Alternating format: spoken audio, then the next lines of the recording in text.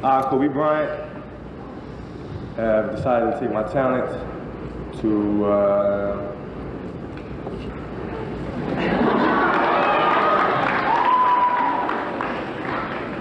no, I have decided to skip college and take my talent to the NBA. The first chapter of a story is often its most important. Our first page begins at Lower Merion High School outside of Philadelphia, Pennsylvania, where a 17-year-old Kobe Bryant has gradually become one of the biggest names in amateur basketball and has just announced his decision to forego college and submit his name for the 1996 NBA draft. After witnessing fellow top prospect Kevin Garnett be selected in the top 5 of the previous draft, Kobe knew that he was capable of making the jump to the pros and was now joining a stacked rookie class. While he had been a well-documented player in the media, with publications from national magazines to ESPN covering his rise in popularity, NBA franchises were still skeptical, especially considering there had never been a guard drafted straight out of high school. However, Bryant knew he only needed to impress one franchise to give him the opportunity he needed, and after impressive workouts for both the Celtics and Clippers, put on a performance in front of Lakers legend and general manager Jerry West that would change his life forever. Then when he was in Los Angeles, his agent wanted us to work him out, which we did with some other kids, and he was by far, it was like no one else was in the gym, and these people were taken in the first round. We had Michael Cooper to work out with against him, and Michael Cooper was a tremendous defensive player. And it got to the point where it was almost embarrassing to watch this 17-year-old kick this old man's fanny, I called Michael at that time. And I just said, hey, we don't need to see this anymore. This is ridiculous. I mean, this guy he's the best player in the draft. As the 1996 draft rolled around, a draft that is considered by many to be one of the most talented in NBA history, Kobe would watch 12 players be selected before he finally heard his name called. But not for lack of interest. In fact, then Nets head coach John Calipari had been obsessed with Bryant since witnessing his workout for New Jersey. But Kobe's agent, who had had his sights set on the career opportunities that came with being in Los Angeles, threatened that his client would play overseas in Italy if the Nets even thought about selecting the 17-year-old with the 8th pick. The strategy worked, as 5 slots later, Bryant would get the call that every young hooper dreams of. With the 13th pick in the 1996 NBA Draft, the Charlotte Hornets select Kobe Bryant from Lower Merion High School in Pennsylvania. You had the scores to go to college. Why the NBA? It's the ultimate challenge. You know, if I was 40 years old and I'm sitting back and I'm looking back at my career, if I went to college and played on the NBA, maybe I had a great career, maybe not, and I'm still having that doubt in my mind, could I have answered that challenge? Could I have responded to the challenge of the NBA? And that's something that I didn't want to have on my shoulders, so I just really accepted it. Shortly after being selected, it was announced that Bryant's draft rights had been sent to the Los Angeles Lakers in return for veteran big man Vlade Divac. Not only would this move land Kobe with a franchise that believed in his potential, but it also freed up the cap space needed for LA to eventually lure the game's most dominant big man, Shaquille O'Neal, to the West Coast later that summer. In one offseason, the Lakers had brought in the pieces to re-establish themselves in the Western Conference and planted seeds that would eventually make them the NBA's ultimate powerhouse. In the meantime, a young Kobe Bryant was now one of the most recognizable faces on the Lakers roster, and his journey as a rookie would be anything but easy. You know, I've learned how to play the NBA style of play, you know, the physicalness, the mental toughness that you need to get in there and get the job done. And the season in the NBA, you know, I understand it's going to be a roller coaster season for myself, but I'm willing to get in there and learn from these guys. Despite showing some promise in the summer league prior to the season, it wouldn't be until November 3rd, 1996 that Kobe Bryant would make his professional debut, becoming the second youngest player to ever play in an NBA game. After not playing in the season opener via coach's decision, the rookie would log only 6 minutes and 22 seconds in his first game, failing to score a single point and looking lost at times courtesy of the pace of the NBA. This would be a common theme throughout the first half of Kobe's rookie season. In fact, it would take him 2 months to finally score over 20 points in a professional game. Behind emerging all-stars Eddie Jones and Nick Van Exel, Kobe found himself fighting for minutes off the bench in a crowded Lakers backcourt. After convincing Shaq to come to the City of Angels, the franchise was focused on winning now, with a solid group of young players that had been on the cusp of a deep playoff run the past 2 seasons. With O'Neal coming in as the centerpiece, Kobe found himself being seen by the coaching staff as a valuable asset that would need to take this season to watch and learn. This meant that any opportunities Bryant got on the floor were valuable in showing what he was capable of. His minutes were inconsistent, but even in these lowest points of his young career, Kobe was still able to foreshadow the skill set that would eventually become the face of the franchise for the next 2 decades. Whether it be the impressive footwork that rivaled a seasoned vet, or his ability to somehow slither his 6'6" frame into the lane to convert a difficult shot, a young Bryant found himself dazzling fans and sometimes even teammates, giving a glimpse of the game that would eventually be crafted into one of basketball's most legendary skill sets. But this kid right here, mark my words, and I said this earlier in the season, going to be unbelievable. I mean, and I'm not saying that because he's here. I see him every day in practice. I'm going to slime him a couple $100. I see him every day in practice. I see how this kid works. I see how he, after practice, how he's still in the gym before practice. I know he goes to Pacific Palisades and shoots in their gym after school. He is just a tremendous talent. After impressing in a couple late January performances, Coach Del Harris started giving Kobe more opportunities in the rotation, leading to a 9-game stretch prior to the All-Star break that saw him play over 22 minutes a night and average 11.8 points, including a highly anticipated matchup with Michael Jordan, who Kobe had been undoubtedly molding his game after. But it was the All-Star break itself, not this newfound production, that would firmly place Kobe in the league spotlight. Despite not quite being ready for the weekend's biggest showcase, Kobe would leave his mark on the event nonetheless, starting with the newly formatted Rookie Challenge. In his first chance to show the world exactly what he was capable of, Bryant took full advantage, bringing the Cleveland crowd to their feet with a 31-point performance that was filled with high-flying dunks and big shots against the rest of basketball's top young stars. However, possibly the most memorable moment came from the dunk contest. Oh, that was big. Went down between his legs and got the reverse. Between the legs, Kobe Bryant. Look at him, check him out. Kobe Bryant, 18-year-old rookie. Following the break, Bryant's time on the floor and production with the Lakers continued to fluctuate. There were some games he would play a solid chunk of minutes and others that he didn't see the floor at all. Regardless, he managed to earn some trust from the coaching staff by the end of the regular season, being named to the NBA's all-rookie second team and helping play a small part in the Lakers winning 56 games that season, earning them the 4th seed in the top-heavy West. Coach Del Harris would tighten up the rotation come playoff time, meaning once again Kobe would have to fight his way back onto the floor for significant minutes.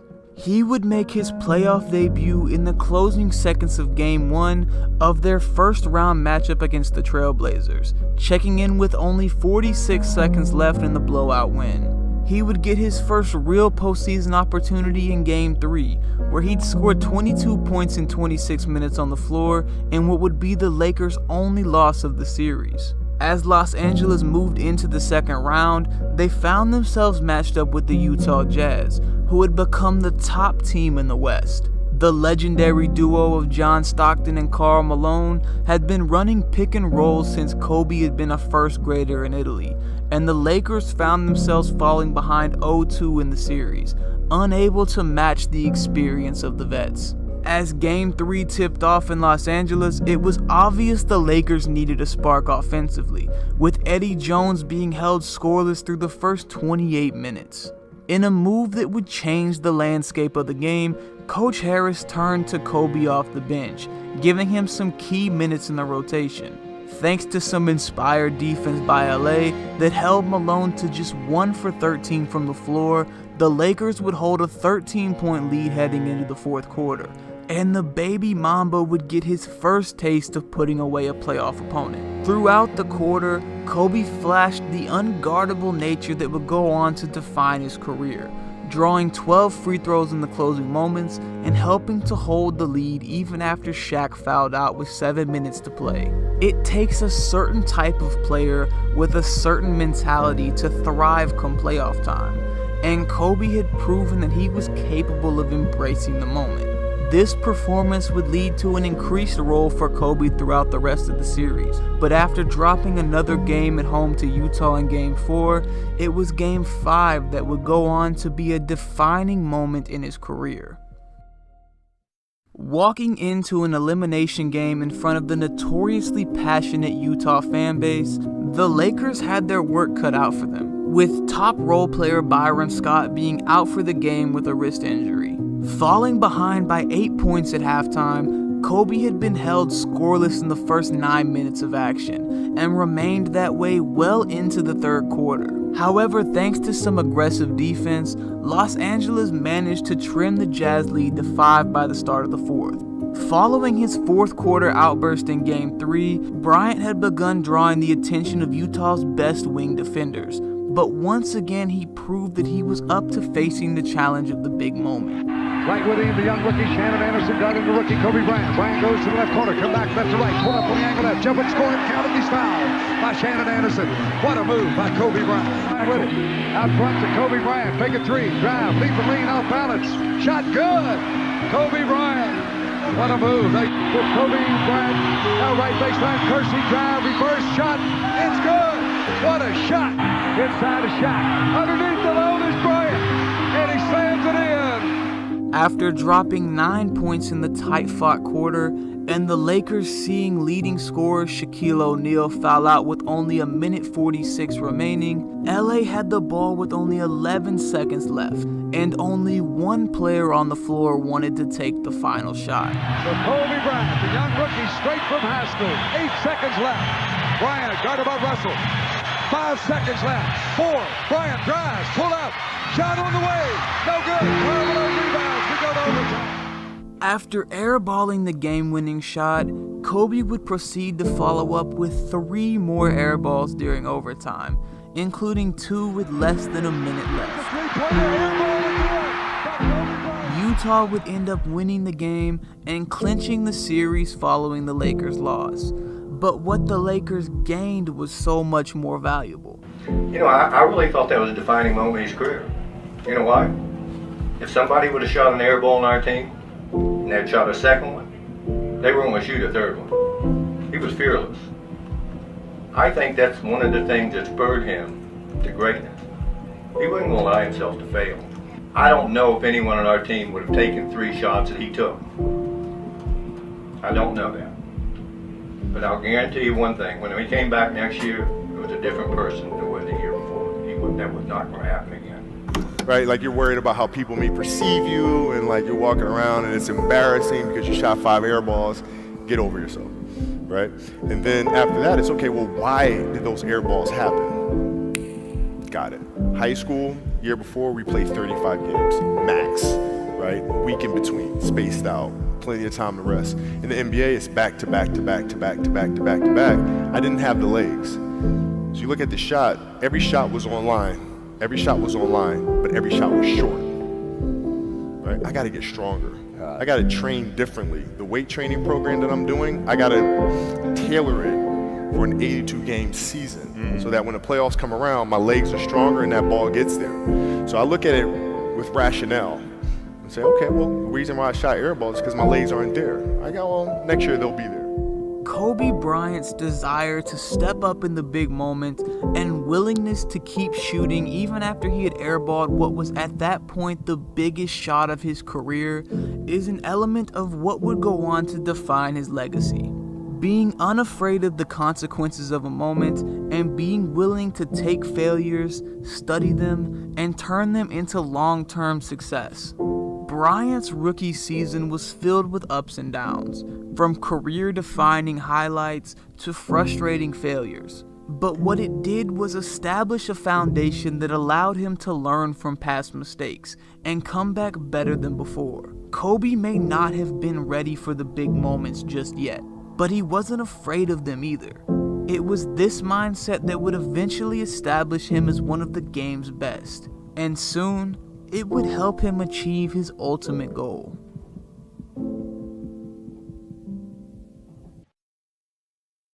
One man who gives the fans here quite a show is the Lakers' Kobe Bryant. Bryant follows a tradition of Lakers showmen that was Elgin Baylor in the 60s and Magic Johnson in the 80s. Now Kobe's carried the torch into the 21st century and done it with a style all his own. Welcome to the Kobe Show. There goes Kobe. Watch this play. The explosion of Kobe Bryant. How did the kid do that? Bryant.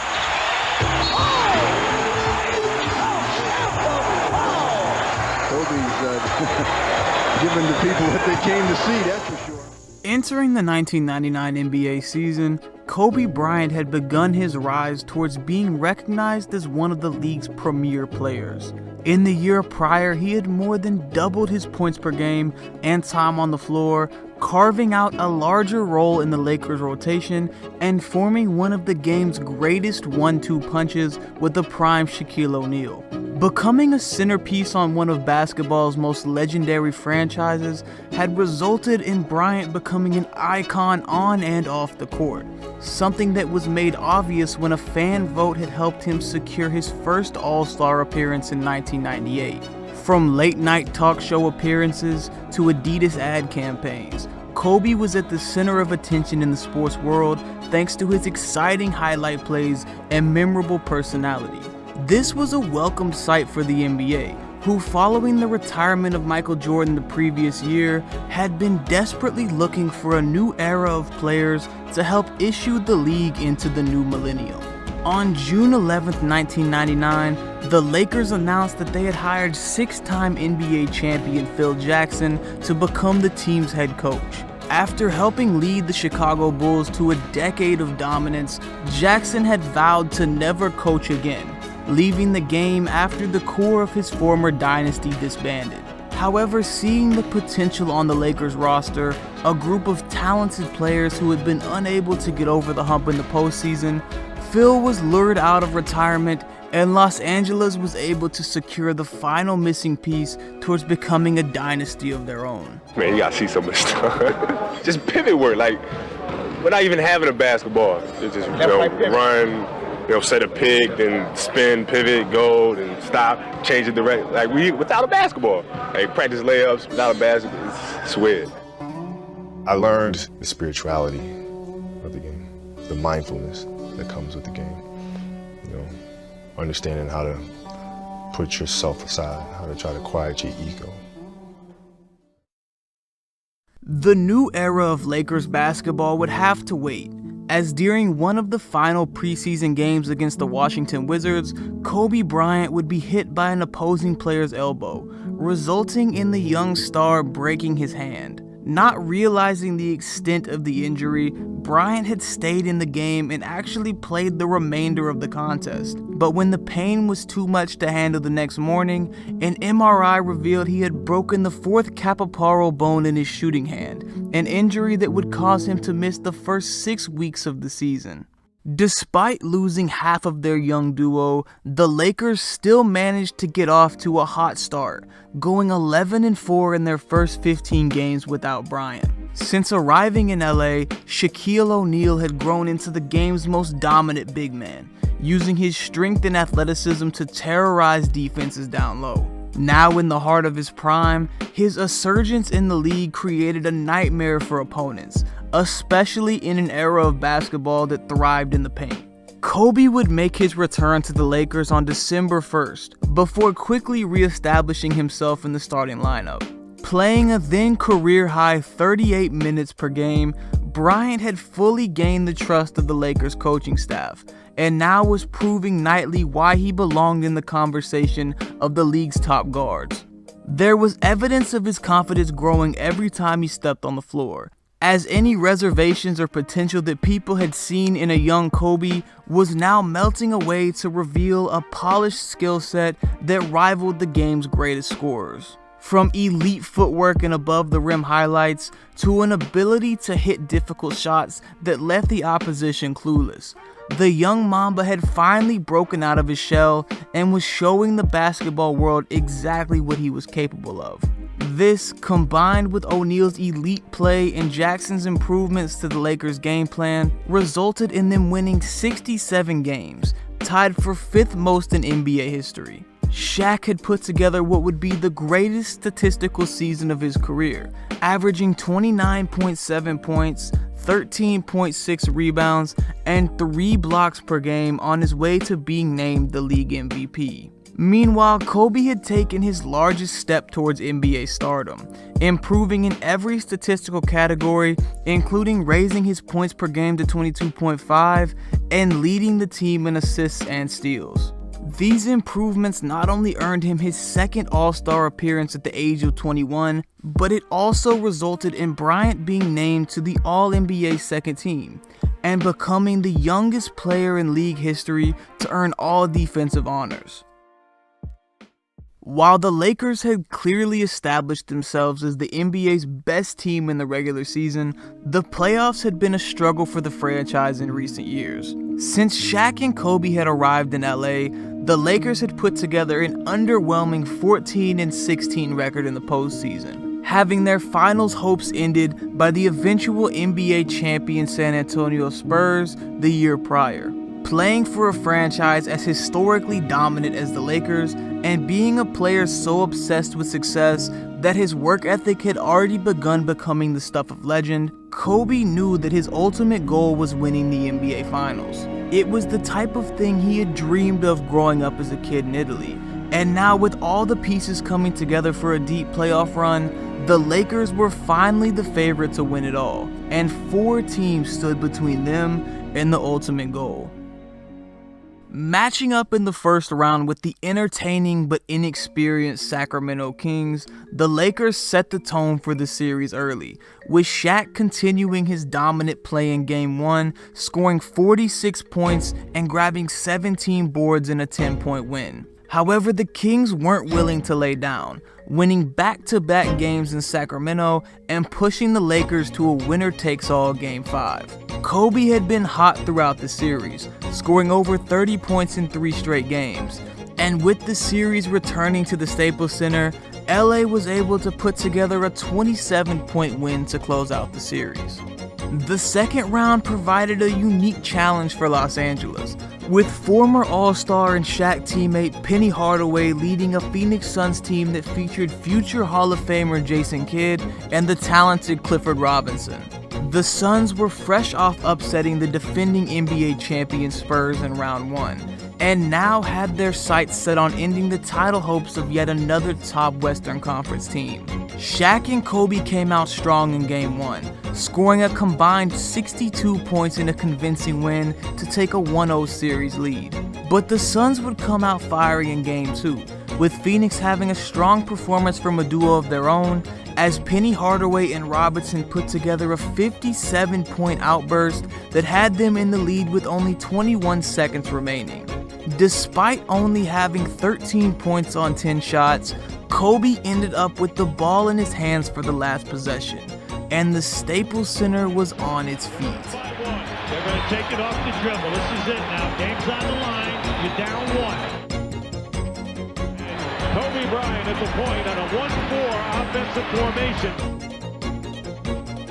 Kobe Bryant pulls up for the shot and hits the basket with 2.6 to go, giving the Lakers the lead. Kobe Bryant with 15 points made the biggest basket of the year for the Lakers. Tell me a little bit about that shot. Well, I just brought the ball up the court, and I looked up at the clock, and had enough time to kind of keep the floor spread and penetrate, get into the gap, see if I could create something, and fortunately I hit the shot.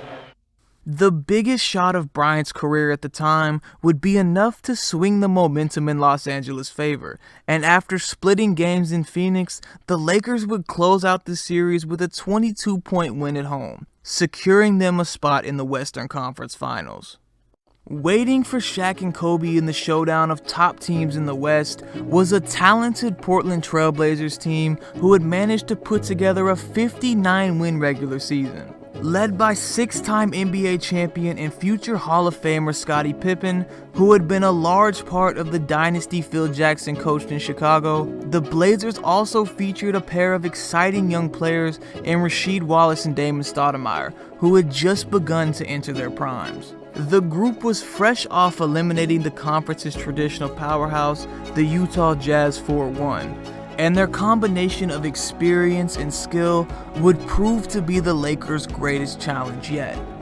While Game 1 was more of the same early success for the Lakers, with Shaq leading the way with 41 points in a 15-point win, No stopping that. Game 2 would be a much different story. In what would be their worst loss of the season to date, the Blazers would see Pippen, Rasheed Wallace, and Steve Smith all score over 20 apiece, on their way to a 29-point win in Los Angeles. Portland had just sent a wake-up call to the Lakers. This series was about to be a fight to the finish.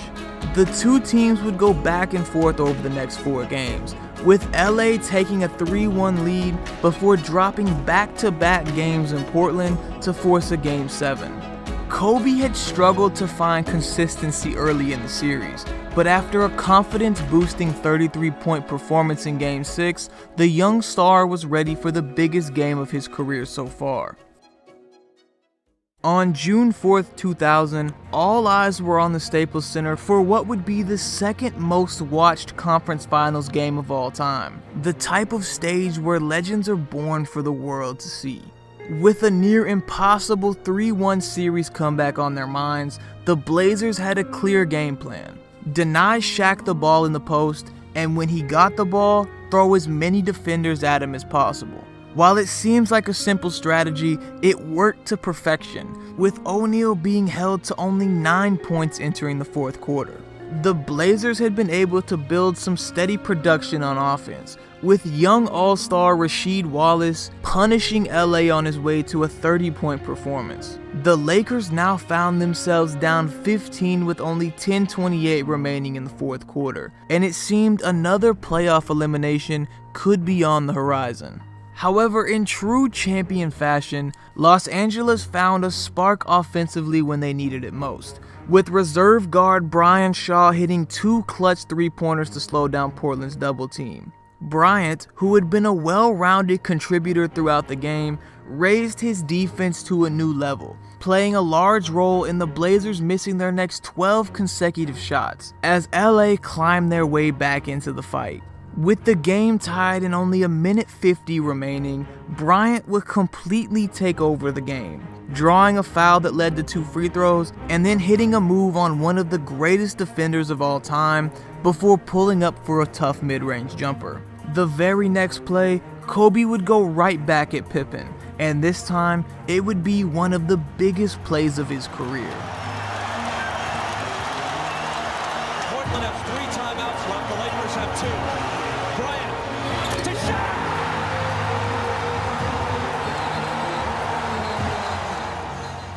Kobe's lob to Shaq would not only be the dagger that sealed their first trip to the NBA Finals together, but it also represented a key moment that would transcend this season and help form the chemistry that would lead to one of the NBA's next great dynasties. But for the time being, the focus would be on finally achieving their ultimate goal, and only one team remained in their way.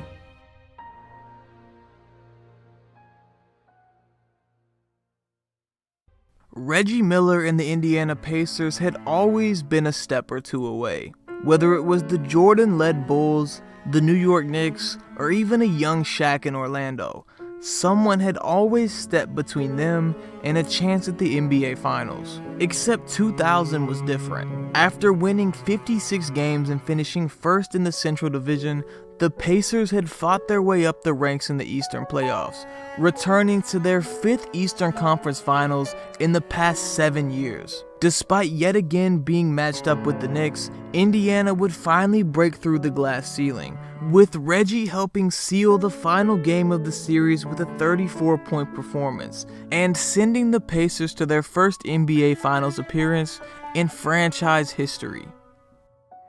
Just looking up, seeing the NBA Finals banners, and seeing NBA Finals on the floor, NBA Finals 2000 on your jerseys. It's a great feeling. It kind of feels like you're just dreaming, really.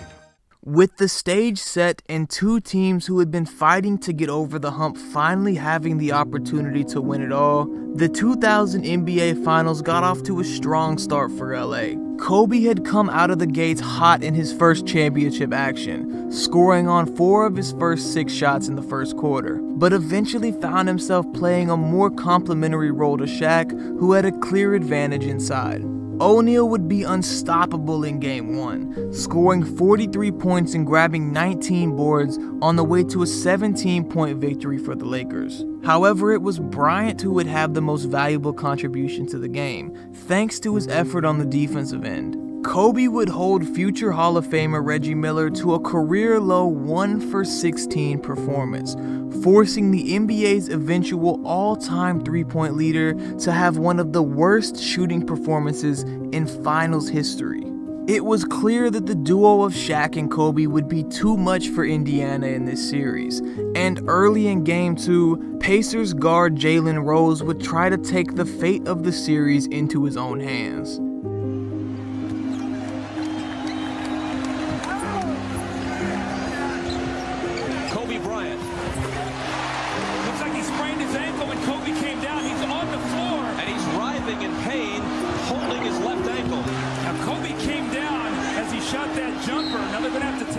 Rose had broken an unwritten rule in basketball. He had not only slid his foot into Kobe's landing zone, but years later, he actually admitted to doing it on purpose. But playing against him in the finals again, I'm thinking this is before any questions were being asked. So like now you look back in hindsight, and I don't think it's cute. I don't think it's cool.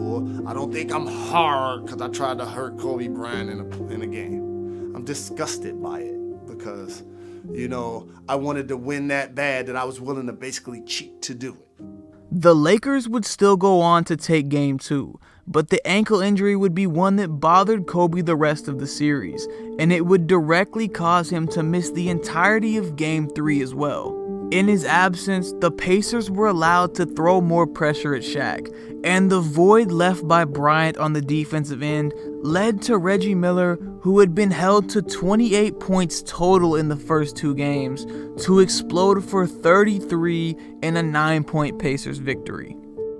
Well, good evening, everybody, and welcome tonight, the most important game of the finals. The eyes of Indianapolis are on the ankle of Kobe Bryant. The big question for Laker fans, will Kobe Bryant play tonight? You need to be 95% to play. Right? Oh. Okay. With 50%? What do you need? 80%. I can change my game. Is there any circumstance that you can envision right now that would keep you from playing? Any snipers in the room? With Kobe back in the starting lineup for the next game, it was obvious that the winner of Game 4 would hold all the momentum of the series, making it a must-win for both teams. After only scoring 6 in the first half, Kobe would rise to the occasion with one of the most clutch performances in NBA Finals history, fighting through the pain of a still injured ankle to re-establish the momentum for the Lakers. Picking up his 5th foul early in the third quarter, Coach Jackson was worried that sitting Kobe would cause his ankle to tighten, so he trusted Bryant to keep playing, and it proved to be the right decision. Bryant accelerating to the baseline and hitting the jumper. It's an amazing gamble by Phil Jackson. Kobe's starting to get a little bounce in his step here. You can see he's starting to feel much better. Kobe with a great feed to O'Neal. We played 2 minutes of the second half. Indiana by 5. Kobe Bryant cuts it to 3. AC Green looking for Bryant, but Jackson has pushed him far from the basket. Doesn't take him long to get into the lane and hangs in the air with another beauty. Despite Kobe scoring 14 points in the second half, the Pacers were still able to tie the game at the end of regulation, meaning the winner would be decided in overtime. Shaq would try to take over in OT, but a sixth foul with only 2 minutes and 33 seconds remaining would take him out of the game completely. The rest of the night and the direction of the series would be completely in Kobe's hands. Shaking on Miller and hitting a 2-point basket. If you want to be a hero, you've got to take hero shots. Kobe is going to go to work again. Here he is over Jackson. How good is this kid? Shaw running one-hander, followed in by Kobe Bryant. Again, offensive rebounds. The Lakers have a 3-1 lead. Bryant's 8 points in overtime were the second most in NBA Finals history, firmly cementing Kobe as one of the game's top performers when the game matters most. Game 5 would be a slight step back for the Lakers, with Kobe having one of his worst shooting performances of his young career while still battling his ankle injury. The Pacers would pull away in the elimination game with a commanding 33-point win, the largest deficit the Lakers had faced all season, and they would stay alive for another game heading back to LA. Despite the hiccup in Indiana, the Lakers got themselves back on track for Game 6, determined to avoid another 7-game series. Shaq and Kobe would combine for 67 points, with Bryant overcoming continued shooting struggles to seal the game down the stretch with 5 clutch free throws. After a playoff run that had seen them push to their limits, Shaq and Kobe had finally led Los Angeles to their ultimate goal. The Lakers were NBA champions. We worked so hard. It was a hard-fought game, and we finally got a championship, and it feels great. Now, for your 21 years, you said you've always dreamed of winning a championship. Is it what you dreamed of? Oh, it's everything and more. I mean, you have the Laker colors falling from the ceiling, the fans going crazy. I got the hat on and everything, covering my throat. It feels great. No feeling quite like this. Woo, I love it. Can't wait to do it again. The 2000 season had been a huge step for Kobe Bryant. He'd been able to successfully make the jump from great talent to great player, etching his name in history and finally reaching the goal of every competitor. He had performed on the game's biggest stage and proved that while he still had room to grow, he was going to be a force at the top of the league for years to come. In the meantime, together with Shaq, the Lakers had proven that they had officially arrived as the NBA's best, and a dynasty was born.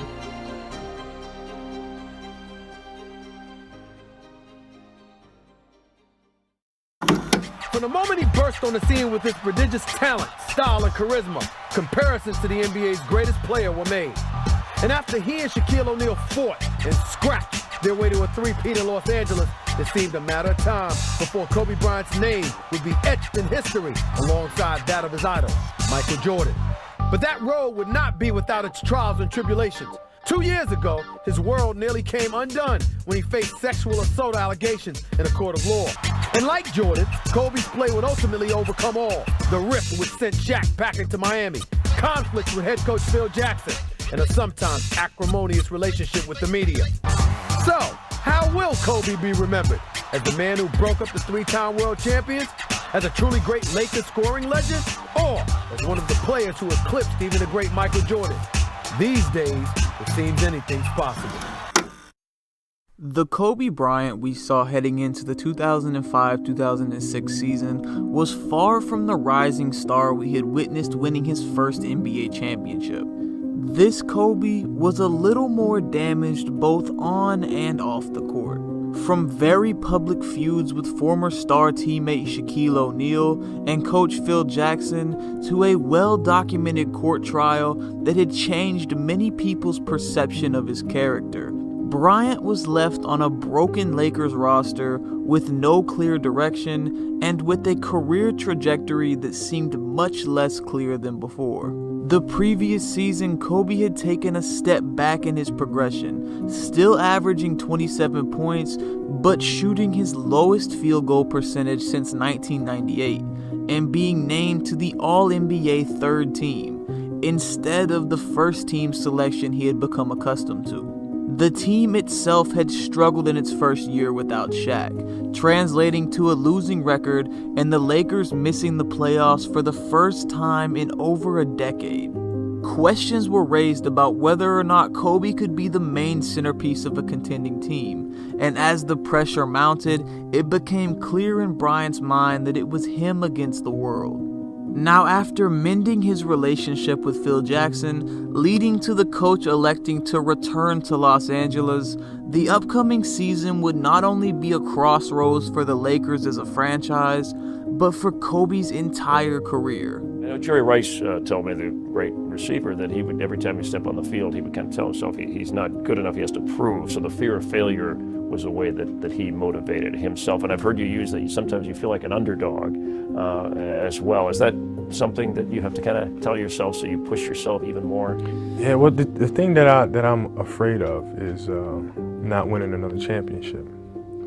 That's the thing That's a good fear, that fears right? me. Yeah, I mean, that really drives me. It was clear from opening night in 2005 that Bryant's mentality towards this season was different from anything that we had seen from him before. He was aggressive in his attack, relentlessly hunting for his shots and abusing opposing defenses despite clearly being their main focus. This led to a hot start, as Kobe scored over 30 points in each of his first 4 games, setting the tone for his season early and getting the Lakers off to a 3-1 start. In recent years, he had developed and perfected one of the game's greatest offensive skill sets, with a full bag of go-to moves that ranged from smooth finishes around the rim to elite footwork that produced difficult pull-ups in the mid-range and beyond. It was clear that in order for Los Angeles to win games, Bryant would have to be more aggressive in his hunt for scoring opportunities than ever before, as other than the acquisition of talented forward Lamar Odom the previous year, the roster was depleted compared to previous seasons. While this formula would make for an up and down season, it was the perfect circumstance to produce one of the greatest scoring seasons the game has ever seen. Well, I think the game itself is about competition, right? So when you step out on that floor, the person that you're playing against, your opposition, must feel that way. And if they don't feel that way, I can smell it out pretty quickly. You know what I mean? But and what do you do when you smell it out? You go right at them, and you try to take their will away from them. That's what you do, ain't it? You take people's will. Just tell the truth. That's what you do, well, Kobe. When you play the game, when you're out there playing basketball, man, that's what you have to do. That's what you try to do. Averaging 31 points through the first 24 games, the first legendary feat of the season would come on December 20th, 2005, where Bryant would accomplish something that nobody in the history of modern basketball had done before. In a 22-point win against the Mavericks, who would eventually go on to win 60 games on their way to the NBA Finals, Kobe would catch fire from the opening tip, knocking down difficult shots and attacking Dallas at every opportunity. All the way out like Brisbane. Kobe keeps it alive for a little later, and Kobe does it again. 16-11. How hot is Kobe? Difficult one, and now Kobe hit on his way. This is it anyway, even with the contact early. That is his fifth board. Inside he goes, gets contact, and looks for the three-point play. Very aggressive. He's trying to make a statement for his teammates. Kobe on the crossover. Got it again. He's got 46. Lakers lead by 19. Kobe doesn't have the numbers, but boy, he's trying to make his own statement. On the reverse, he does. That's why I said. Lakers by 21. I said, watch this. Repeat season for Kobe on the lead. Yes! A new career best in each foul. Kobe's at 58. Dallas ought to foul somebody else and Kobe can't get it. Now Kobe for three. I don't believe it. Incredible. 62 for Kobe. I take it back. He is good. He has more than Dallas has. They better get him a standing O right now because this is the last you'll see him tonight. By the time the third quarter buzzer had sounded, Bryant had single-handedly outscored the entire Mavericks team, dropping a then career-high 62 points and becoming the first player to accomplish the feat since the shot clock was introduced in 1954. The big performance against Dallas would be just a glimpse at what was to come, as the new year would also bring in a new level of play for the Lakers star. After scoring over 40 points in 6 of the first 10 games of 2006, his performances thus far into the season had established Bryant as the game's top scorer. But a seemingly meaningless Sunday night game against a struggling Raptors team on January 22nd would be the day Kobe Bryant would officially become a legend. The Toronto Raptors, who were still trying to find their identity as a franchise since the departure of star Vince Carter in the early 2000s, came into the game as a sub-500 team. They were led by an aging Jalen Rose, who was infamous for trying to injure Bryant in Game 2 of the 2000 Finals, and featured a budding star and future Hall of Famer Chris Bosh. But few people expected much from them as they entered an away game at the Staples Center. However, as had been the story at times throughout the season, the Lakers got off to a slow start, with the Raptors jumping out to an early 14-point lead despite Kobe scoring 26 points in the first half. Bryant had been a lone bright spot for Los Angeles, outscoring the rest of his teammates combined, but it was obvious that in order to avoid dropping an inexcusable game at home against an inferior opponent, he'd have to take his game to new heights. We just wanted to win the game. And, in that type of situation, we were down by 18, 20 points. And we needed some energy. And as the leader of the ball club, I have to provide that spark. They might get just yo-yoing the dribble and stops at the top of the key. Well, Kobe's got his stroke. Didn't have it the other night for most of the game. Yeah.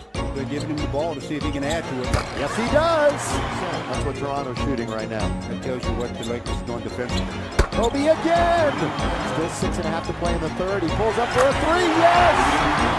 Kobe again. There's Kobe trying to move around Mo Pete, trying to put him up. Finally shoots. Counted in the foul. You talked about him being in one of those zones. He's definitely in it right now.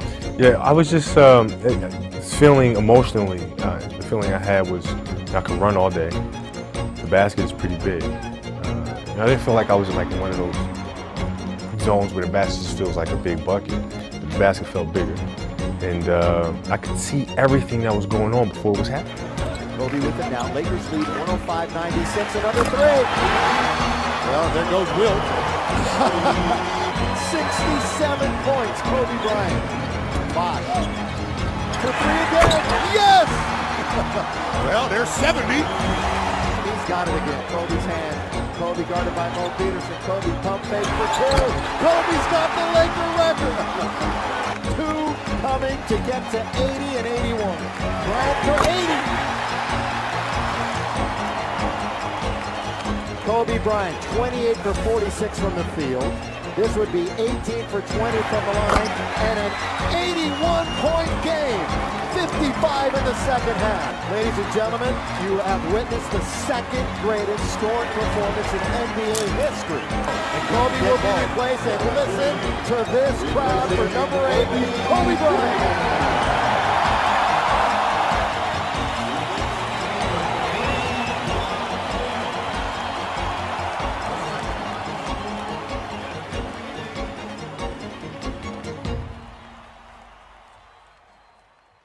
Kobe's 81 points is seen as the standard for elite offensive performances to this day, but it also capped one of the greatest scoring months in the history of professional basketball. Kobe had averaged 43.4 points per game in the month of January, the highest scoring output in a single month by any player not named Wilt Chamberlain, and had scored over 45 points in 4 straight games, joining Wilt and Lakers legend Elgin Baylor as the only players to ever accomplish the feat. Over the course of the rest of the season, Bryant would continue putting up elite numbers, all while leading the Lakers to a 45-37 record, clinching the 7th seed in the Western Conference, and accomplishing his goal of leading them back to the playoffs for the first time without Shaq. Kobe would win the NBA scoring title for the first time in his career, averaging 35 points per game and becoming only the 5th player in league history to average over 35 for an entire season. This accomplishment was enough to once again be named All-NBA First Team, and his efforts on defense earned him his 4th First Team All-Defensive honors. Despite controversially losing the MVP voting to Suns point guard Steve Nash, Bryant had more than re-established himself as one of the NBA's top stars. He had cemented himself as the game's most dominant player. The Lakers would go on to lose in the first round of the playoffs to the Phoenix Suns, but not before going up 3-1 on the number 2 seed and forcing them to fight back and take a 7-game series. They'd love to get it into Nash's hands, and they do. Ball knocked away, stolen by Parker. Here comes George to Kobe Bryant. Bryant inside, it's good! It's good! Tie game! Walton could tip it. Bryant with the save. Oh, you gotta get a shot here. Final seconds. Bryant for the win.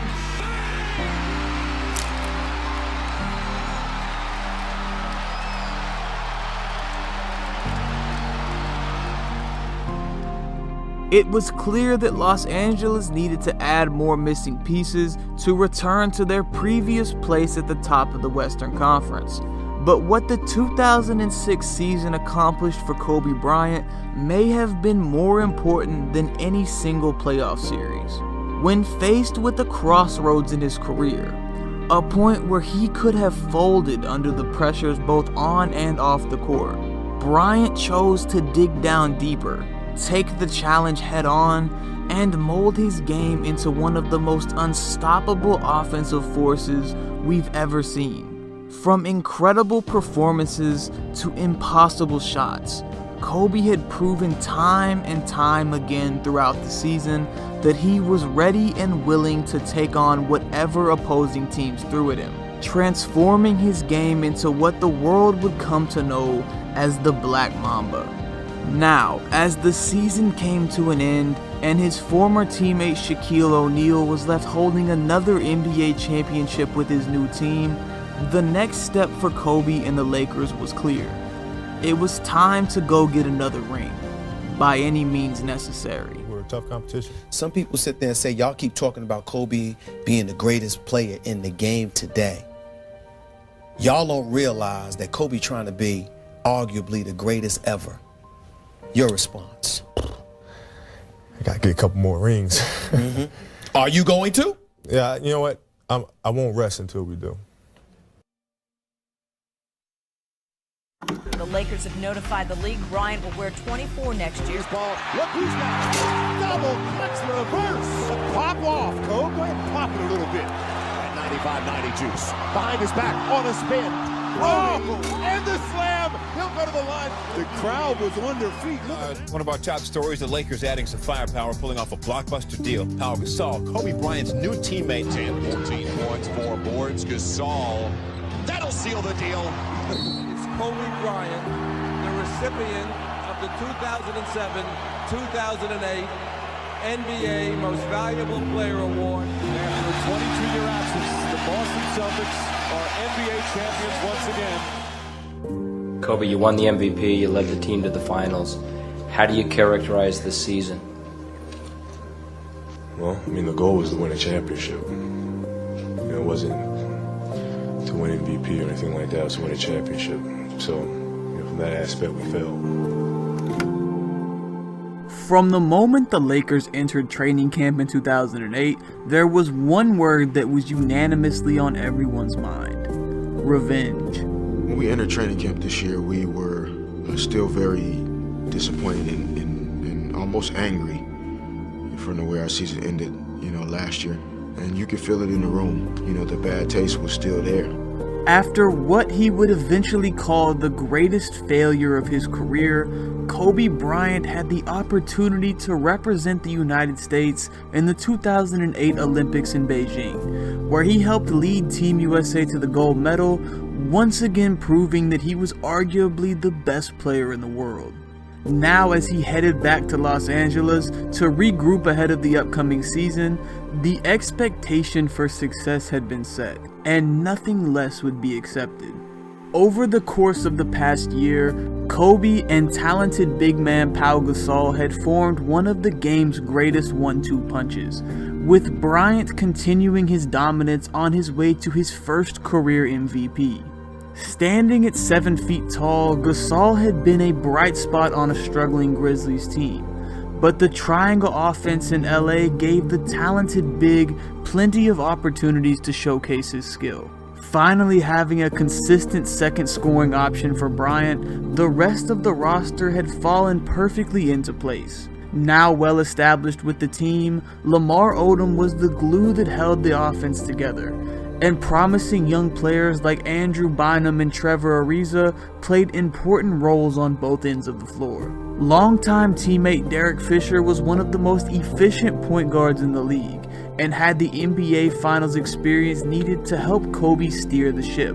Each member of the roster had played a key role in the Lakers reaching the NBA Finals the previous year, and now with the knowledge of what it takes to get to the game's biggest stage, Bryant was determined to lead them back to the top for redemption. And this time, he was going to do things his way. He understood that without you and everybody else being on that mode, we were going to fall short. So he had to have everyone kind of buy into his mindset of obsession for winning and competing and challenging everyone. And that's what it took to be a champion. Anxious to put the bitter loss in the NBA Finals behind them, Los Angeles got off to a strong start in 2008, winning their first 7 games on their way to tying the franchise record for most wins to start a season. By mid-December, the team had hit their stride, compiling a 21-3 record and putting the entire league on notice. Perhaps the most notable warning shot came on Christmas Day 2008, when the Lakers matched up with a red-hot Celtics team entering the game riding a 19-game winning streak. The Lakers' defense had been elite all season, and combined with a 27-point performance from Kobe, they were able to beat down Boston in the Staples Center on their way to a 9-point victory. It's special, obviously, because there's so much hype around it and playing Christmas Day. And, everybody talking about us being soft and so forth. So I think we've gotten better and, better defensive system. And I think we're just a better ball club.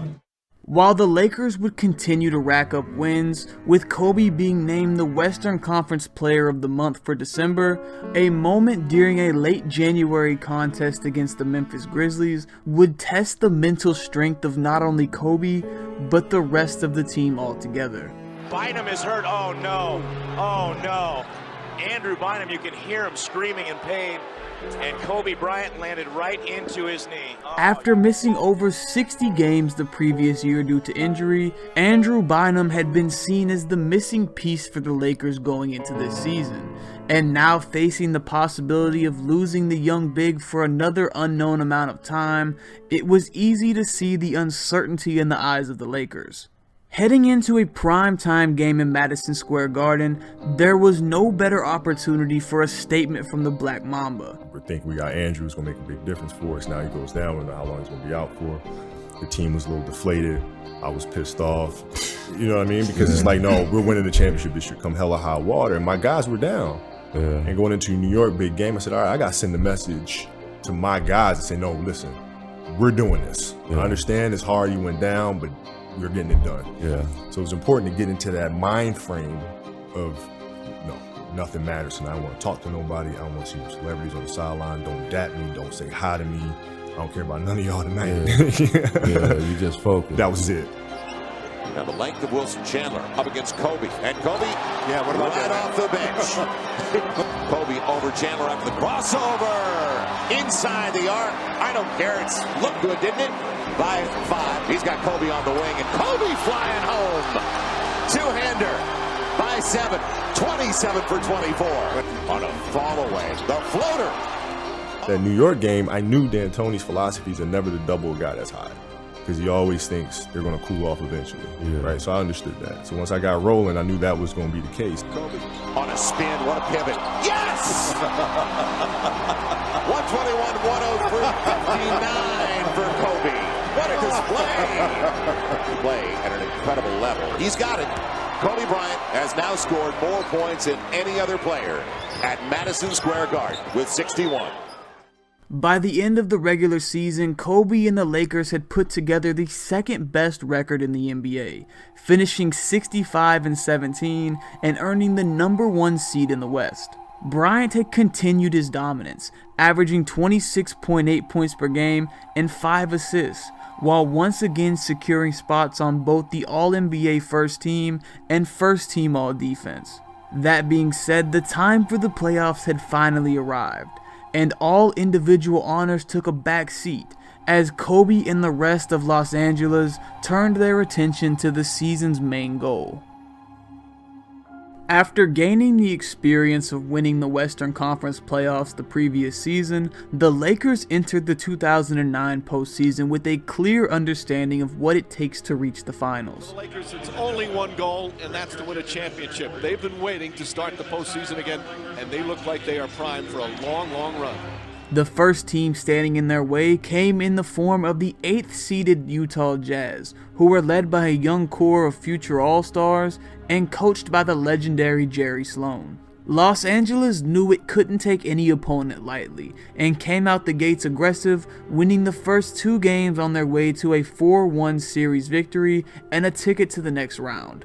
While the Lakers had looked the part of title contenders in round 1, waiting for them in round 2 was the hungry Houston Rockets, who despite losing superstar Tracy McGrady earlier in the year, had still managed to win 53 games behind future Hall of Famer Yao Ming. The Rockets embodied the underdog role, with one of the league's best defenders in Ron Artest leading the charge in trying to take the Lakers out of their comfort zone. The strategy would work to perfection, as a gritty Houston team would shock the basketball world, beating Los Angeles on their home court and sending a wake-up call to the Lakers. Despite Kobe scoring 32 in Game 1, the Rockets had out-hustled LA behind Yao's 28-point and 10-rebound performance, making it clear that this series would be anything but easy. Game 2 had quickly become a must-win for the Lakers, and with Bryant being hungry as ever for the championship, he would lead his team as only he knew how.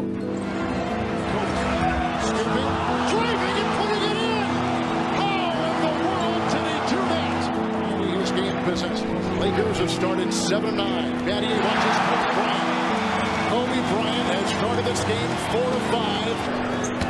Bryant tries on Shane Battier, who draws the foul as Kobe looks over at Doug Collins and said, "This guy cannot guard me." Kobe would drop 40 points in a crucial Game 2 win, fighting through the Rockets' scrappy defense and proving that he was willing to go to any lengths to carry his team to the NBA Finals. Right from the opening tip, we want to be aggressive, get after it a little bit. We're being tested, so, this is when it's the most fun, to be honest with you. The Rockets and Lakers would split the next 2 games in Houston, with Houston picking up a huge victory in Game 4, putting together an all-around team effort as star big man Yao Ming had gone down with a fracture in his right foot. Los Angeles would respond with a massive 40-point win on their home court, and an opportunity was presented to close the series out in 6 games. But once again, they found themselves struggling to find ways to put away the Rockets, as the very next game, Houston would scratch and claw its way to force a Game 7. With their backs against the wall to an unexpected opponent, Los Angeles would respond to the challenge, putting together one of their best efforts in the series behind the suffocating defense that they had prided themselves on all season long. The Lakers ended the night with a 19-point win and a well-earned ticket to the Western Conference Finals. It's a good experience to face an elimination game, to face a seesaw battle of a playoff series, going up, going down. I think it helps the team come together. After the grueling 7-game series with Houston, Bryant and the Lakers understood the importance of taking care of business in the conference finals, especially if they wanted some much-needed rest heading into the championship series. Matching up with LA at the top of the West was a strong Denver Nuggets team, who behind young star Carmelo Anthony and former Finals MVP Chauncey Billups had clinched the number 2 seed and were making a case as legitimate contenders. Kobe and the Lakers would start the series off strong, with Bryant dropping 40 points and Gasol dominating the paint on the way to a 2-point victory. However, Game 2 would be another fight to the finish, with each team's star going at each other as Carmelo and Kobe combined for 66 points in a showdown at the Staples Center. It's J.R. Smith who sparks him off the bench as Carmelo Anthony hits another and continues his hot hand. Bryant drives inside the finish.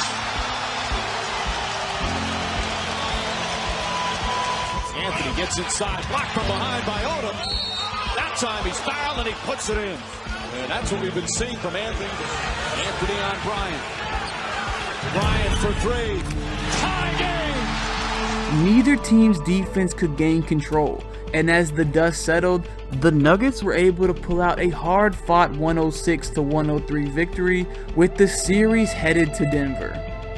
Despite splitting the next 2 games to tie the series up at 2 games apiece, the Lakers had a certain amount of composure, with every guy in the locker room knowing they had to avoid a repeat of the Rockets series.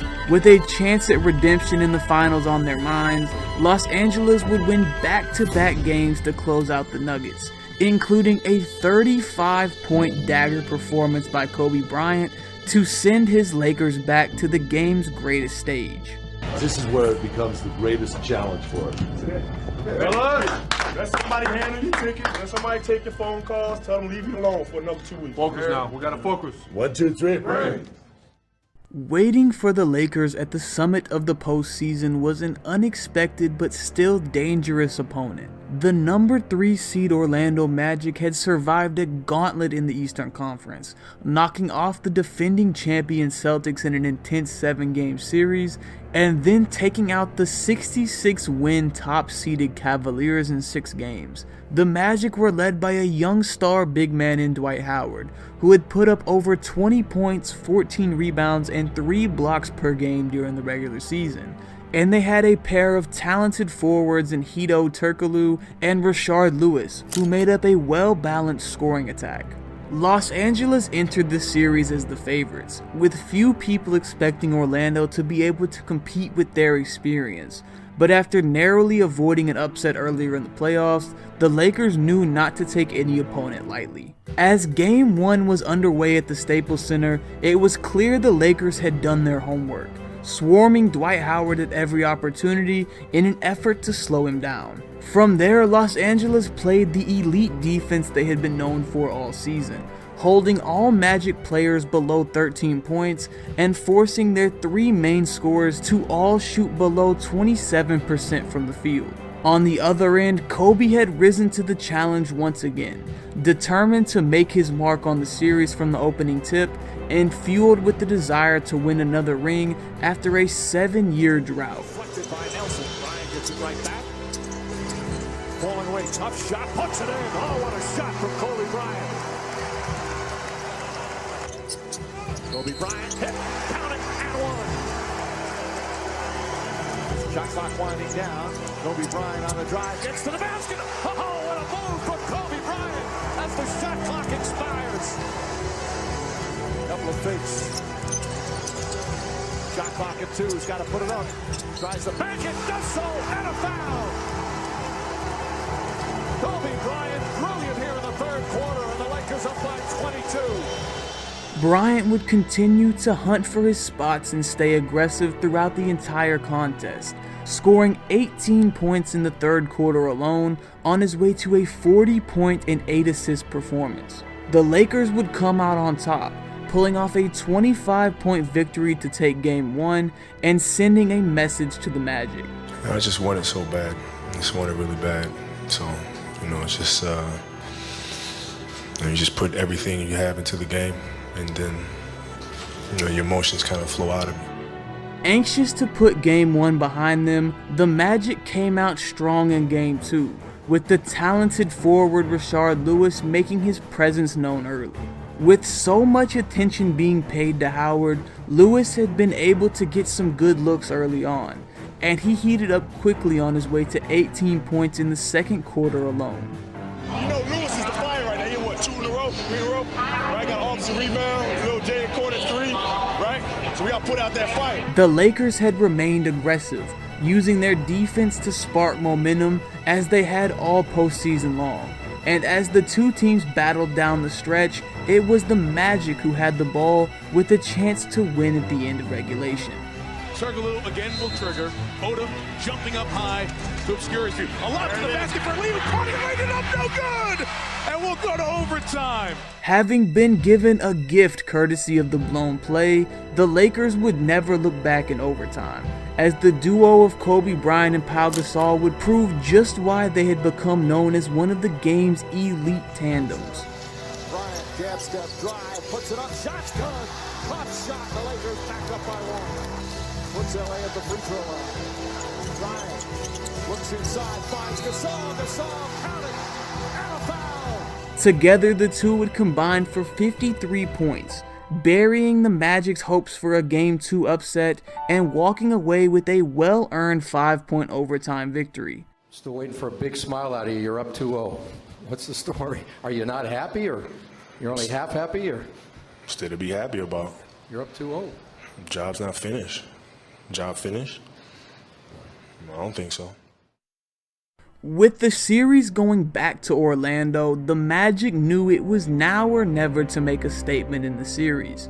The Amway Center hadn't seen an NBA Finals matchup since Shaq and Penny ran the show in 1995, and the city was buzzing with excitement. Kobe Bryant, however, had other plans, as he would start the game scorching hot, dropping 17 points in the first quarter to pull the Lakers out to a 4-point lead heading into the second. The Magic would respond with a run of their own, as Turkoglu and Lewis poured in shots from the perimeter, and the Orlando crowd witnessed their team put together their most impressive performance of the series, with 5 guys scoring at least 18 points. The offensive onslaught would be too much for Los Angeles, with the Magic on their way to a crucial 4-point win in Game 3. It is a tough team. It's not a cupcake team. It's a tough loss for us. And, we feel like we can play much, much better. So tomorrow, just make your adjustments and get ready to go. Aware of the dangers that come with giving an underdog opponent hope, Kobe and the Lakers had no intentions of letting this series get out of hand. And from the moment Game 4 got underway, it was clear that Bryant wasn't interested in seeing the series go on any longer. With the midway point of the first, Bryant to the basket, drive, shot's good, and a foul. Good move by Bryant. Bryant leans in, puts it up, puts it in, top shot. The Magic refused to go down easy, and it took a big shot by the veteran Derek Fisher to send the game to overtime. But by the time the final buzzer sounded, the Momba had scored 32 points and collected 8 assists in an 8-point win. Now with the championship in reach and Orlando down 3-1, there was no question what was coming next. One thing. Real quick. In 2000, we won the championship against Indiana. And in Game 5, we assumed that Indiana was going to lay down. And we went in there and got kicked royally by 30 points. That's true. So Sunday, when we show up here, the same determination, fight, grit, belief, confidence, we got to show up with that again on Sunday. They're not going to quit. You don't get this far and quit. So let's enjoy this. But, hey, Sunday, man. One more.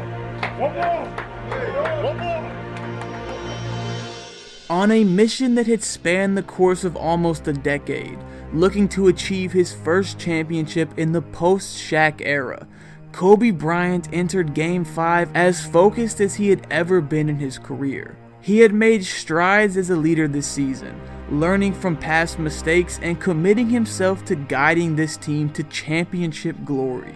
As he had done all series long, the game's greatest closer came out of the gates attacking, scoring 11 points in the first quarter with the intent of crushing the Magic's spirits early. Everyone in the Amway Center crowd witnessed one of the game's all-time greats rise to the occasion in the game that mattered most. Kobe Bryant and the finish. This is Mozart in sneakers for Kobe Bryant. Bryant looking to double team, gets it to go. Hot shot field. Bryant knocks it down. But they're at their best. He's making plays. Wow! And speaking of making plays, Bryant banks it in. Mama, there goes that man. Behind his example, the rest of the Lakers followed suit, with Trevor Ariza continuing his elite defensive play and Lamar Odom knocking down big shots off the bench to keep the Lakers in front. As the seconds began to tick down, the Lakers' execution on both ends would prove to be too much for Orlando, and after a long journey of ups and downs, it was time for the purple and gold to celebrate. The Lakers are NBA champions once again.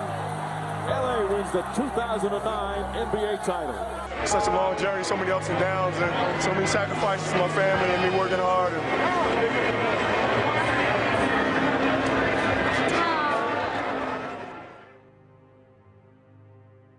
After the crushing defeat in the finals the previous season, Kobe Bryant had finally proven to the world that he could lead the Lakers to an NBA championship.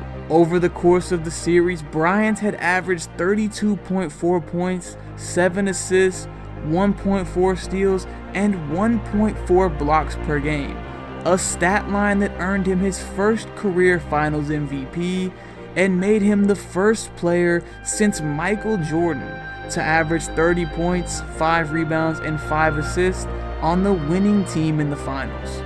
Fueled by years of public ridicule, on-court team struggles, and questions about if he could do it, Kobe had once and for all shown the world that he was capable of anything he put his mind to. It's rare in a career when you get to the top of the mountain and then you gotta start over again. And then you get back up to the top of the mountain again. You just don't see that too often. And I feel very fortunate and very blessed to be in this situation, and just proud. While winning his 4th ring, the first without Shaq, was a career-defining moment, it was obvious that Bryant still wasn't satisfied with easing up his hunt for rings. After all, his idol and eventual mentor Michael Jordan had been able to win 6 during the Bulls' historic run in the 90s, and former teammate O'Neal had already been able to win his 4th a few years previously in Miami. Kobe knew that in order to be on the level of the all-time greats, another ring was needed to properly fill out his resume. With Phil Jackson reprising his role as head coach and the core pieces of the roster remaining intact going into the 2009-2010 season, the Lakers had already been seen as the favorites. But the addition of a familiar face who had given Los Angeles trouble in the 2009 playoffs would be a key ingredient to another title run. Ron Artest, who's actually a year younger than Kobe Bryant, joining the Lake Show. 2 years ago, he told Kobe Bryant that he wanted to help him win a championship, and now that day has finally arrived. How this was going to happen, so it wasn't like a surprise type thing. I was, like I said, I wanted to be a teammate of his and be a part of the Lakers for a long time. Adding a proven scorer and elite defender in Ron Artest rounded out an already championship caliber lineup in LA. And as the season got underway, it was clear that Kobe and the Lake Show were once again on a mission. You know, the end result is repeating, but it's a whole nother year. You know, we did last year was great. It's not that difficult to me. Just forget about it, move on to the next season, win it again. After receiving the symbol of their hard work from the previous season on opening night, the Lakers would win 18 of their first 21 games to start the regular season, looking invincible as the chemistry forged in the postseason rolled over into the new year. Kobe Bryant continued his reign as the game's most talented scorer, putting up 30 over 9 times during that stretch, and growing his legend as one of the game's greatest closers with a collection of game-winning shots that single-handedly propelled the Lakers to victory. Artest looking, gets it to Bryant.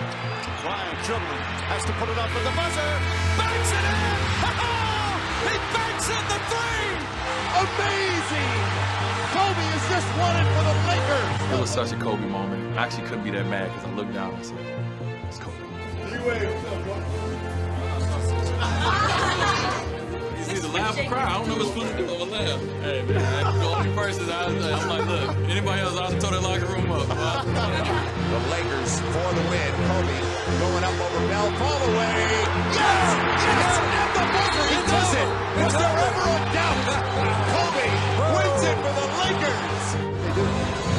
It's all just behind Kobe. Kobe will get it.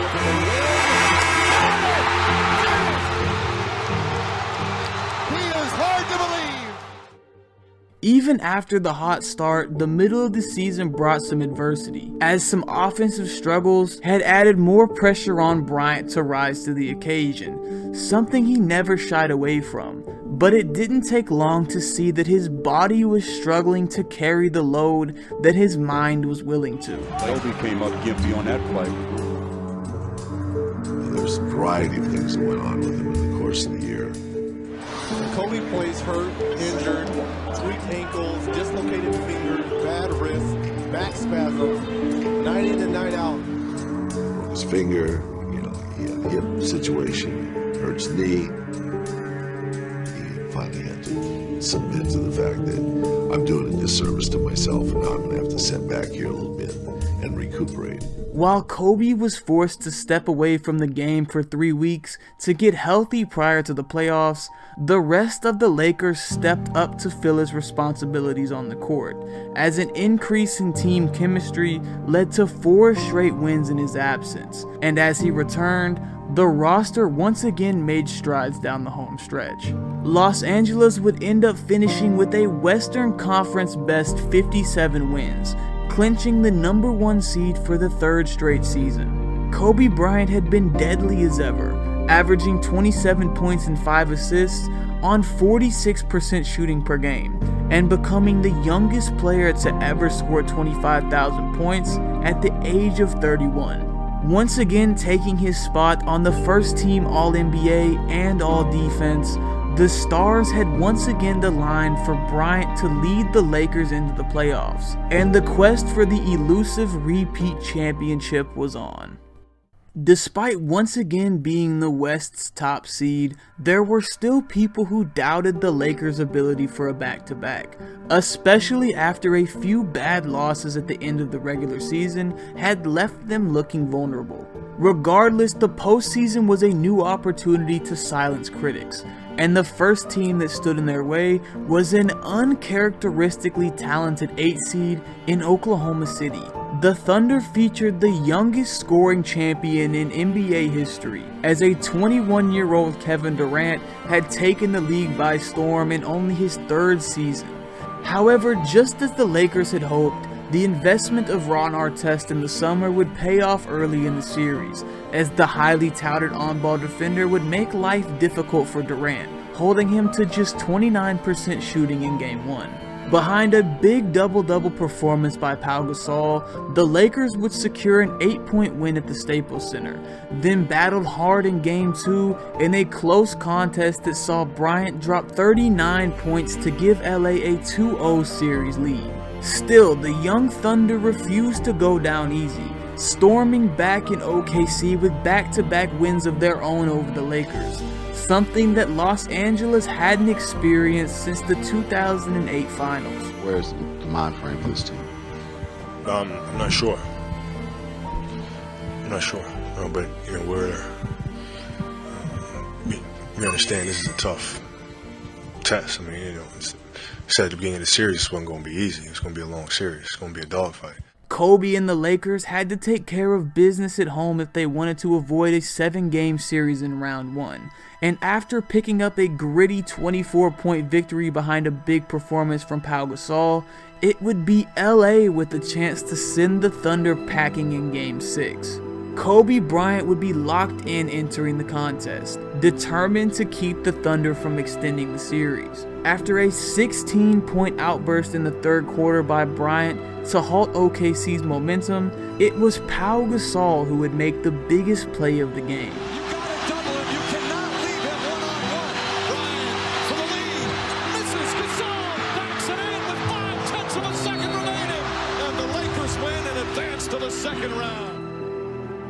The Utah Jazz had high hopes for their third chance in a row at facing the Lakers in the postseason, but quickly found themselves suffering a familiar fate, as despite their best efforts, they couldn't prevent Los Angeles from pulling off a 4-game sweep.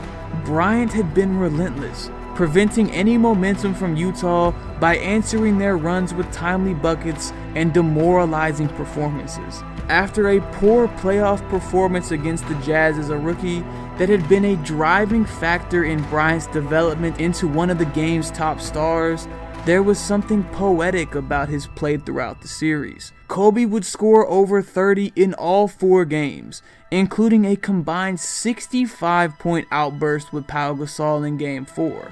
And now, with extra time to rest before the Western Conference Finals, the Lakers were once again hitting their stride at the right time.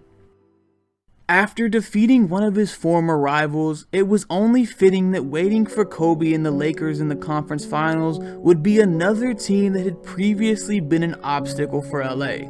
Led by 2-time MVP Steve Nash and All-Star Amari Stoudemire, the Suns had revamped their roster under new head coach Alvin Gentry, winning 54 games and coming off a sweep of their own against the Spurs.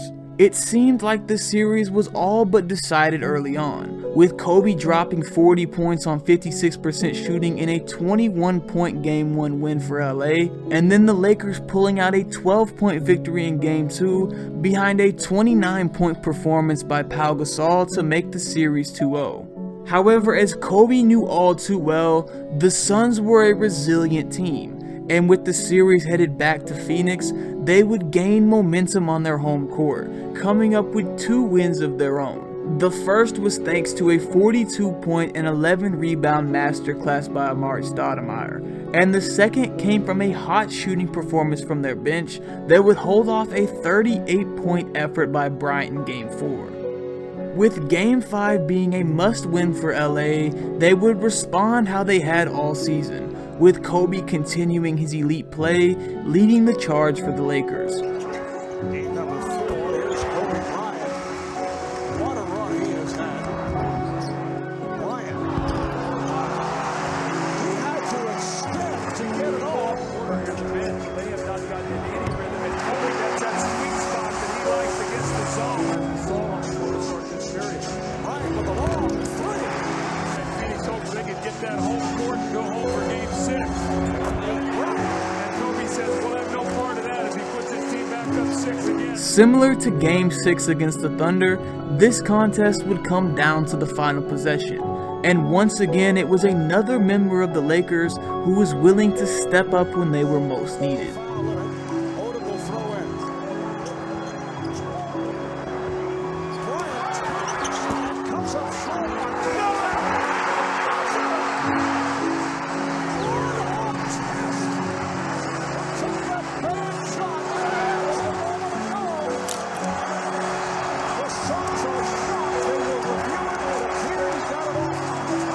With all the momentum in the series following Ron Artest's clutch play to win Game 5, the Lakers would close the series out with a convincing 8-point win in Game 6, with Bryant sealing the Suns' fate with yet another big performance, scoring 37 to send Phoenix home and bring his average for the series to a playoff best 33.7 points per game. After another long playoff run, Kobe and the Lakers had once again reached the NBA Finals, but this time it would be against an opponent they knew all too well. putting together what many had called an unprecedented roster at the time in 2007, Paul Pierce, Kevin Garnett, and Ray Allen had re-established the Boston Celtics as one of the league's top franchises. With a well-rounded roster that played well on both ends of the floor, Boston had taken the league by storm in its first season together, capturing the 2008 NBA championship over the Lakers in an intense 7-game series. Right now, anything's possible. Anything's possible!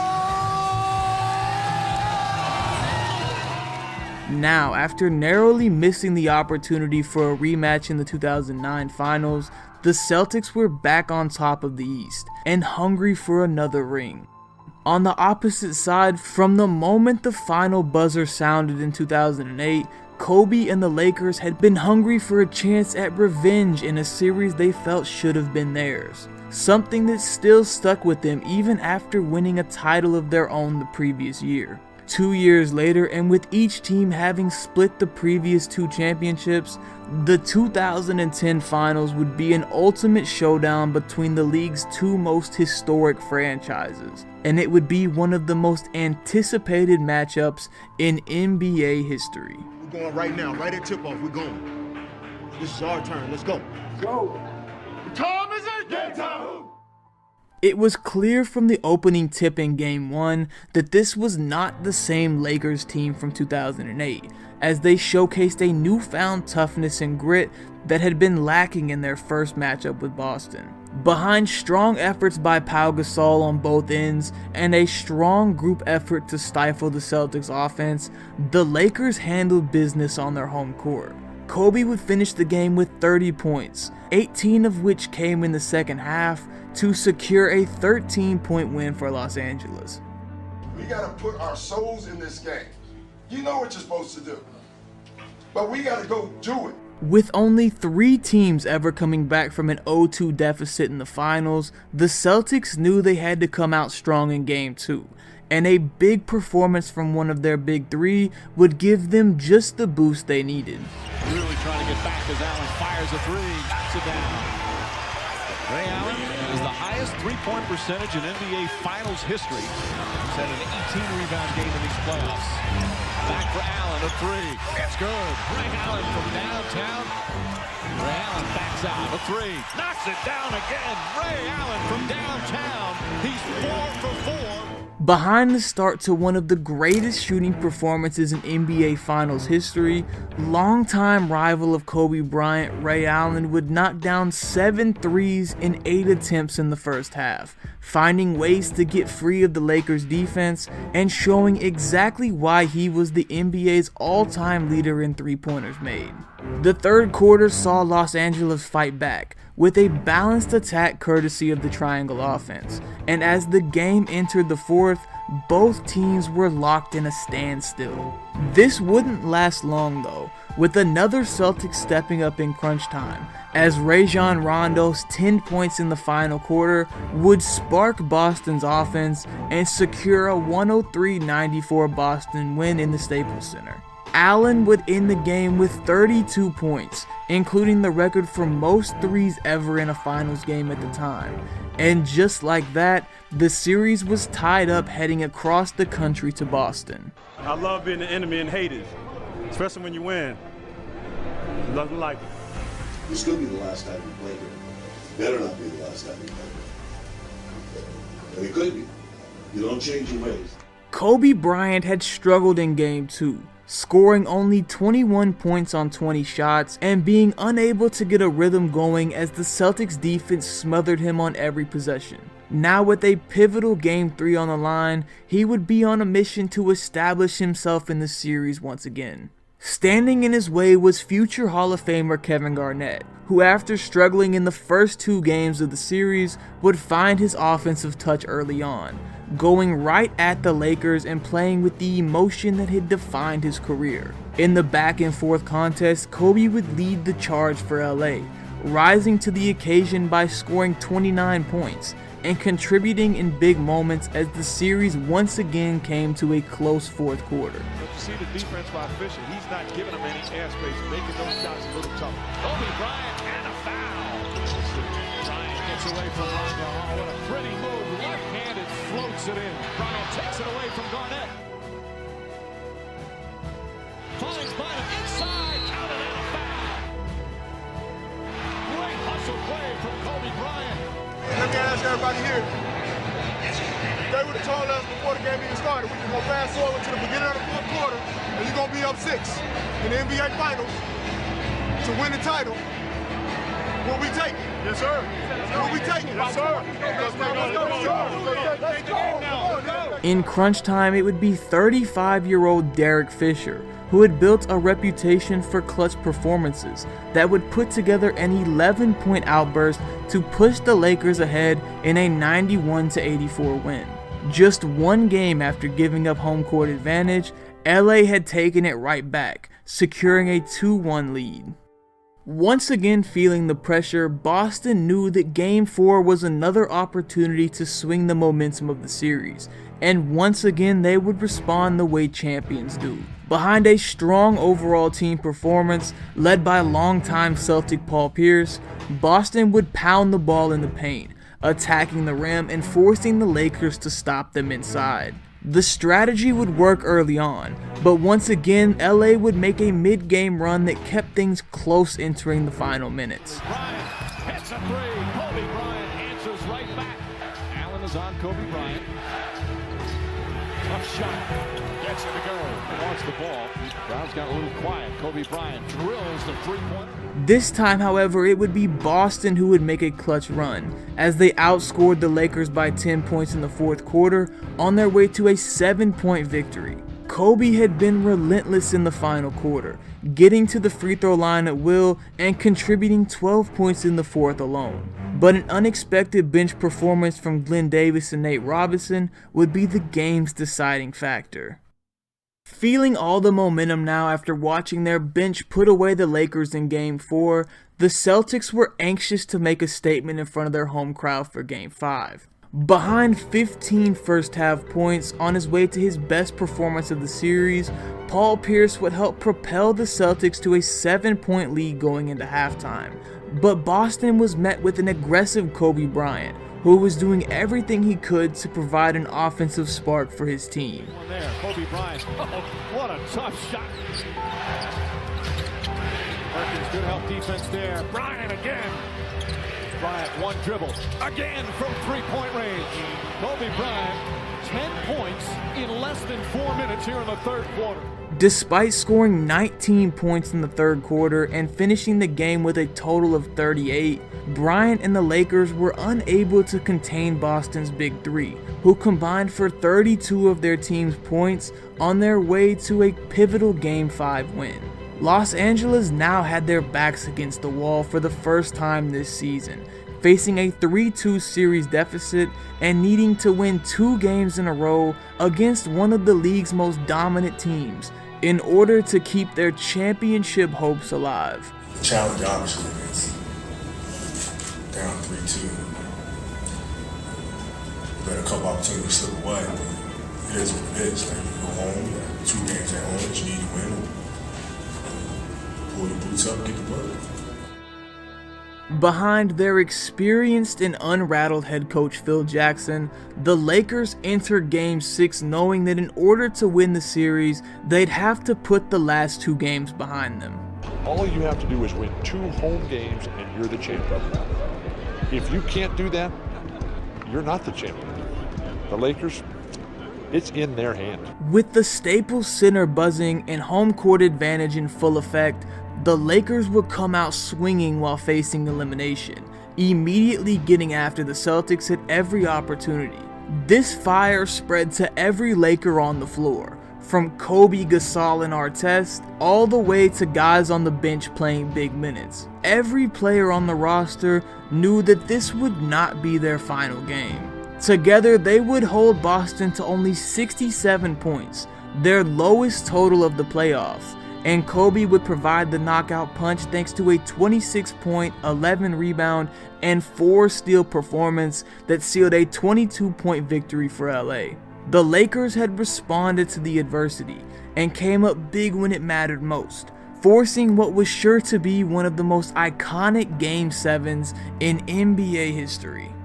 Nah, you know, for us, it's really just doing what we do. I mean, you can't really enjoy the moment when you're in it, you know, in terms of, you know, what's happening. I mean, you just got a job to do. You go out there and you do it, and then you can look back on it after the fact, but during, you just got to go out there and do your job. On June 17th, 2010, the Lakers and Celtics would face off in the most watched NBA Finals game since Michael Jordan's final game as the Bulls beat the Jazz in 1998. The build-up to the game was a fan's dream, the NBA's two most iconic franchises in a winner-takes-all matchup for the championship. For Kobe Bryant, this matchup meant a final chance at redemption for the loss 2 years prior, and presented yet another chance to etch his name in history books. As the game got underway, it was the Celtics who would strike first, hungry to make sure they didn't let their chance at another title slip away. Rondo would be a key factor early on, finding his teammates and helping Boston jump out to an early 9-point lead. Kobe had struggled to find his footing early on, but it was the contribution of Ron Artest in the second quarter, both offensively and defensively, that would allow the Lakers to go on a run of their own. Artest with the steal. Drives down, lays it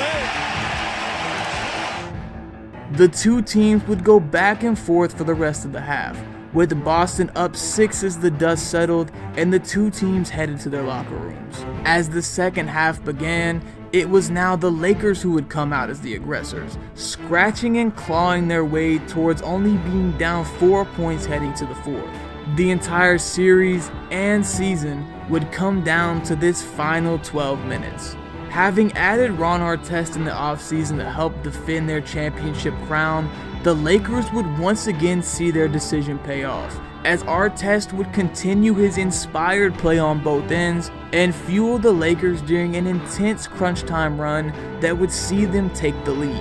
Kobe remained aggressive, drawing fouls as the Celtics scrambled to contain him, and knocking down big free throws to keep the Lakers ahead. Boston refused to go down easy, with Rasheed Wallace knocking down a big triple to cut the lead to 3 with only a minute left. But this time, it was Kobe's trust in another Laker that would be the deciding moment of the game. Bryant looking. Artest, that's a 3. Bang! Lakers by 6 with a minute to play. Gasol kicks it out to Odom. Odom throws it ahead. The Lakers repeat back-to-back titles. The LA Lakers, the 2010 NBA champions.